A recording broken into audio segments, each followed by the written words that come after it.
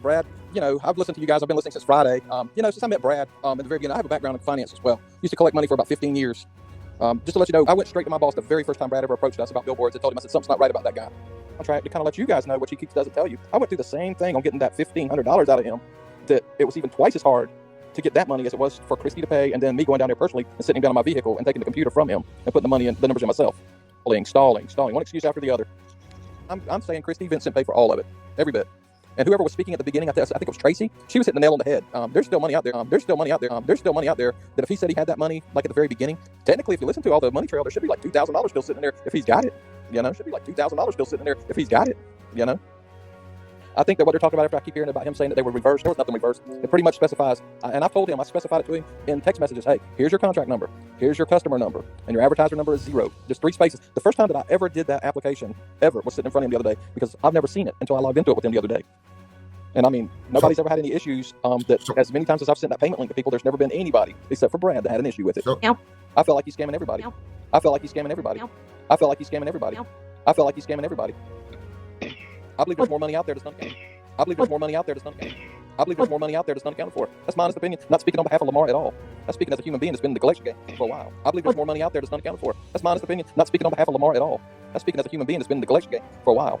I never knew about a church thing. When he told me that, I said, you live in the Bible Belt. What church is going to complain about a billboard? So there's individuals paying out of pocket. It does have to be prepaid, okay? Right. If he wanted to pay for the whole time that it was up, it would have stayed up the whole time. So he didn't have the money for the 2 months, is what he said? That's the impression that I got. He didn't have the money. Because he got 900 and something from donations on here, 2,000 from Christy. So that should have been almost the 3,000 he needed without even any money out of pocket for 2 months. So. Exactly. And I mean, heck, if they'd have been stingy about it, I'd have put the other 30 with it. You know what I'm saying? Yeah, I mean. Right. I mean, when he initially come to us, I got 4,000 to 6,000 is what he initially said at the very, very beginning. Not on the second billboards, on the very beginning. And then he had trouble coming with 1,500. I think that Chase's family's involved because he gets real defensive about his son. Mm-hmm. I think there's some ladies involved. I think that one of them is that mystery lady that I never met that I was supposed to meet. I believe that there's some handouts going on. Did he give a name of the? I mean, he gave me like 2 or 3 ladies' names, but I was driving at the time. I only got to write one of them down, and I do not remember the other 2's name. You know what I mean? I think that Chase's family's involved because he gets real defensive about his son. Mm-hmm. I think there's some ladies involved. I think that one of them is that mystery lady that I never met that I was supposed to meet. I believe that there's some handouts going on. Did he give a name of the? I mean, he gave me like 2 or 3 ladies' names, but I was driving at the time. I only got to write one of them down, and I do not remember the other 2's name. You know what I mean? But right. Anita Barker. Yeah. I wonder if that's Tracy. Wait, Anita? Anita Barker. Anita Diver? Anita's World?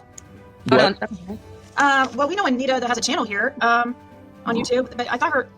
Oh, that's Anita. That's I don't know if we should say her last name. This is her name, and I'm just saying the name that he gave me was Anita Barker. Barker. But that's who I was supposed to be meeting to get a cashier's check on the very first billboard. This is what was so weird, is I live in Big Stone Gap, Virginia. Supposedly, she lives in Big Stone Gap, Virginia. And I was like, and this is a small community. I mean, we're like maybe 3 or 4 stoplights, you know what I mean? Right. Where everybody knows everybody. Exactly. Devery. So when that billboard came down, it didn't have anything to do with anybody harassing a church or anything like that. Is that right? Not whatsoever. None. Okay. That's all the I time had been wanted fulfilled. to know.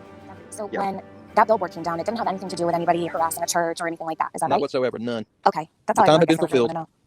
Yep.